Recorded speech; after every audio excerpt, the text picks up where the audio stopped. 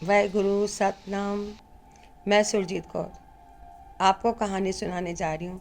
मैं काफ़ी टाइम बाद कहानी सुना रही हूँ। मुझे नहीं पता मेरी कहानी आपको कैसे लगती है। पहले तो मुझे बहुत कम लोग जानते थे कि नहीं, और बहुत कम लोग देख पाते थे मेरी कहानी। अब तो मैं लाइव पर आती हूँ, किसी को अच्छी भी लगती होंगी तो किसी को बुरी भी लगती होंगी। तो मेरी कहानी ज़रूर सुनना कि नहीं। मैं मानती हूँ आज ज़रा कम मज़ेदारी होगी क्योंकि मैं काफ़ी टाइम बाद सुना रही हूँ, तो वो चीज़ मेरी बंधी हुई नहीं है। वो चीज़ नहीं आ पाएगी जो पहले कहानियों में आती थी। मगर यदि मैं कोशिश करूँगी तो धीरे धीरे शायद आपको अच्छे लगने लगे और आ भी जाए। एक लड़का होता है मोहन। उसकी माँ बहुत ज़्यादा गरीब होती है, चौका बर्तन करती है। चौका बर्तन कर कर बच्चों को पढ़ाया करती थी। अपनी उसने कभी खुशी नहीं पूरी की। अपने कपड़े उसने कभी नहीं अच्छे पहने। अपने पैरों पे कभी उसने अच्छी चप्पल नहीं पहनी। घर का काम कर करके, लोगों के काम कर करके, बच्चे की पढ़ाई को देख देख कर उसने अपने शौक़ों को मारा। अपने शौक़ उसने कभी नहीं पूरे किए। बेटा को अच्छे स्कूल में पढ़ाया। बेटा ये सब चीज़ें देखता था कि मेरी माँ अच्छे स्कूल में मुझे पढ़ा रही। इस फीलिंग को समझता था वो, इस बात को मानता था दिल में कि मेरी माँ ने मुझे अच्छे बच्चों में बिठाया है, अच्छे बच्चों में पढ़ाया है मुझे। तो वो क्या करता है, एक बार अपनी माँ का एक ड्राइंग पर पैर का नाप ले लेता है। ड्राइंग शीट पर नाप लेकर वो अपनी जेब में रखता है।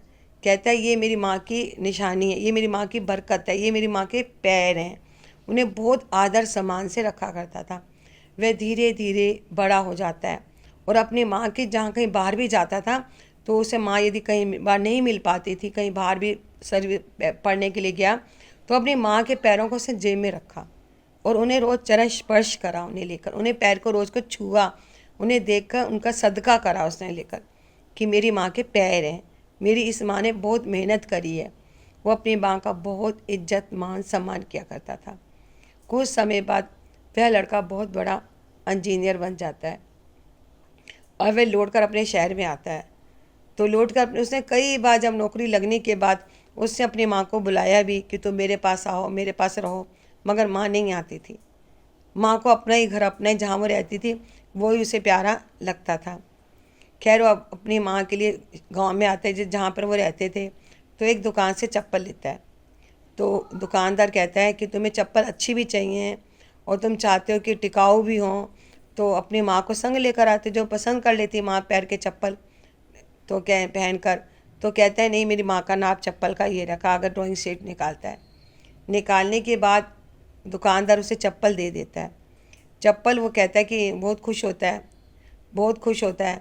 तो अब वो चलने लगता है। दुकानदार उसे रोक लेता है, कहता है कि तुम माँ से कितना प्यार करते हो और मेरी तो माँ है ही नहीं, मैंने तो माँ को देखा भी नहीं है, मैंने माँ को नहीं देखा है। मेरा जो पालन पोषण है, जो मेरा करा है मेरा, वो मेरे चाचा चाची ने करे हैं। और तुम माँ के संग कितना करते हो, देखो तुमने माँ को कैसे, माँ के पैरों को ड्राइंग शीट में उसका बना कर और आपने उसे जेब में रखा हुआ है।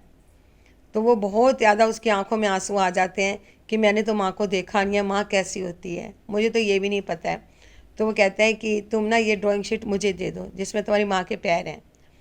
तो वो उन्हें देखकर बहुत, उसे आंखों में भी आंसू आ जाते हैं, बहुत ज़्यादा नर्वस भी हो जाता है। तब उसे माँ की बहुत ज़्यादा याद आती है कि माँ कैसी होती है ये तो मुझे मालूम ही नहीं है, माँ का प्यार क्या होता है वो चीज़ तो मैंने कभी देखी ही नहीं है। बहुत ज़्यादा दुखी होता है और आंखों में आंसू होते हैं। वह अपने जो उसकी दुकान थी, दुकान के गले में वह उस ड्राइंग की शीट माँ के निशान को रख देता है। ये चीज़ें उसके बच्चे भी देख रहे होते हैं। तो बच्चे कहते हैं पापा आप रो क्यों रहे हैं, क्या बात हुई है, क्या है इस कागज़ में जो आप ड्राइंग शीट को इतना प्यार कर रहे हो। तो वो देखते हैं किसी के पैर हैं। तो वो कहता है कि ये माँ के पैर हैं, ये मेरे लिए लक्ष्मी हैं जिनकी मुझे पाठ पूजा करनी चाहिए।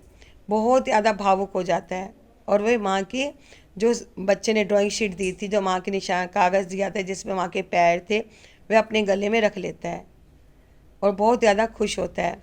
इसीलिए कहते हैं कि माँ पता नहीं हम बच्चों को कैसे पालती है, क्या करती है। हमें माँ की इज्जत करनी चाहिए, हमें माँ के बारे में अच्छा सोचना चाहिए, अच्छे विचार करने चाहिए, अच्छी सोच रखनी चाहिए माँ की। आप कहीं भी रहें सुखी रहें, कि नहीं।